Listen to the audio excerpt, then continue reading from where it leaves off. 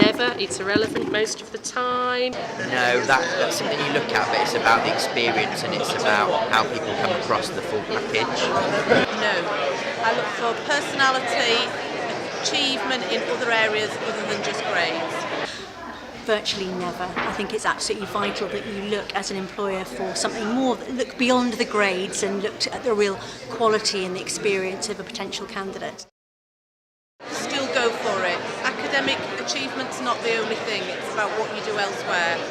Well, I guess it depends what you want to do. Either change your work plan, or alternatively you work harder and you retake and go for more. At the end of the day, the grades get you through the door, but once you're through the door, it's your ability and your skills of getting on with people and your application to work that takes you through your career. Try and emphasise the other skills that you've got, experience, softer skills. Don't give up, don't despair.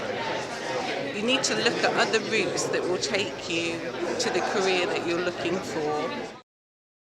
Top tip for writing a CV is keep it brief, play to your strengths, accentuate the positives of what you've done, and give examples. You can get across who you are and what your important differences are from other people in a covering letter much better than you can in a CV. Although your CV needs to be tailored, your cover letter has to be even more tailored, has to demonstrate lots of research and information on the organisation and why you think the job's important.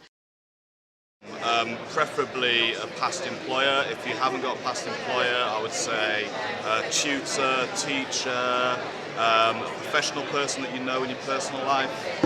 Doesn't really matter in the early stages, but later on, ideally somebody you've worked for, not an academic. Someone who says you're great. Yes, definitely, particularly small companies, they love that. Of course you can write them a speculative letter.